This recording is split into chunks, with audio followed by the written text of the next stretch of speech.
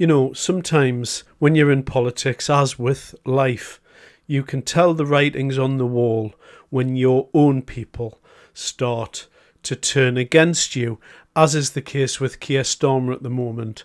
His Labour MPs are becoming highly disillusioned with this man, who seems strangely unable to do the very thing that is his job, to be the leader of this country and be a politician. He is awful, just awful. But to compound things, not only is he ignoring most of the pressing issues in this country, he keeps coming out with garbage over and over and over again. And this is a little excerpt from a committee.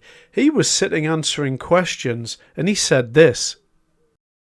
What other accommodation precisely are you planning to take over to provide temporary accommodation for families? Oh, there's lots of housing in many local authorities that can be used, and we're identifying where it can be used.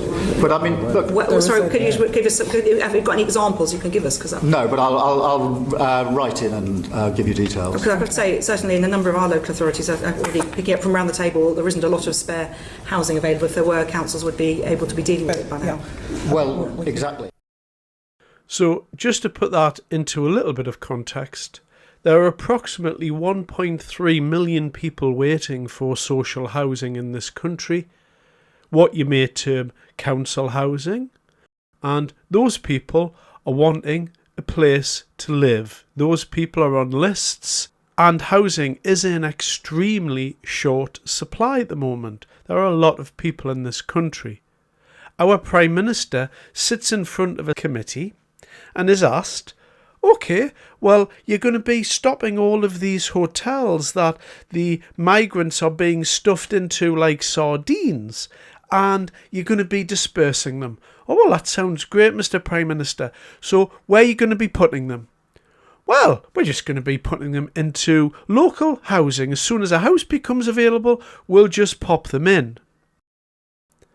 This Prime Minister is totally out of touch, as demonstrated there. Anybody in this country knows that housing is in extremely short supply at the moment. Everybody knows that.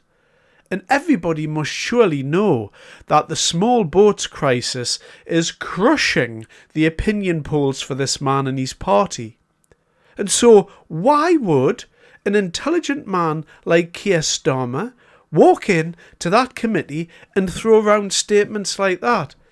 It's quite unbelievable when you look at it like that he should tell the people of this country that, yes, you may be on the waiting list for a house, but don't worry, we're going to be housing an illegal migrant in that house before you. But not to worry, we're totally on top of things, and we are smashing the gangs, yeah? Now, this type of thing and the things that he puts out on social media are reaching epidemic silliness. The man doesn't know anything about how to do politics whatsoever.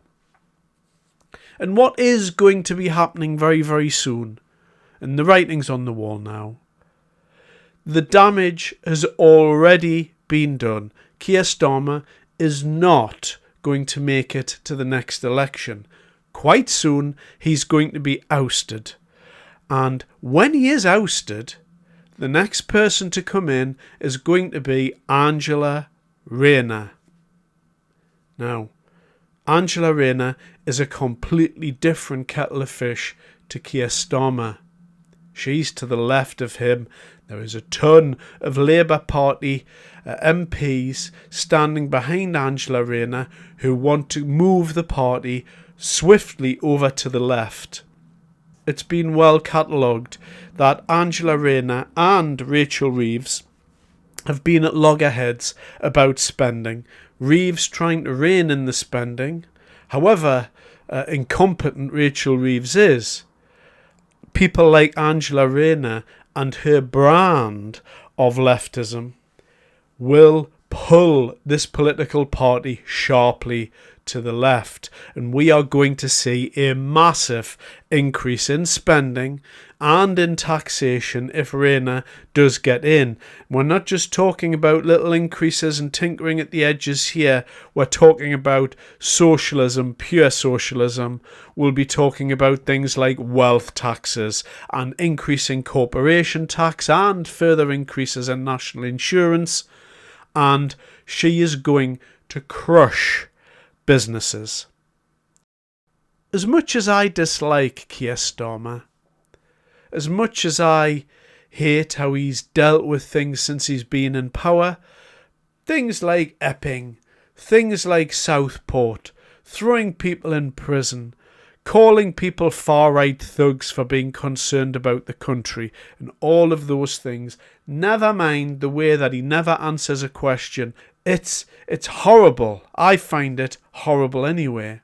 As much as all of that is true, Rayney will be of a different level entirely.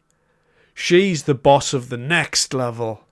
She is the person that will, if given free rein, and I think she is going to get what she wants, she will destroy things. And my hope was that Kier Starmer could stay in just long enough for Angela Rayney to not come in and make sweeping reforms to the tax system and our economic system.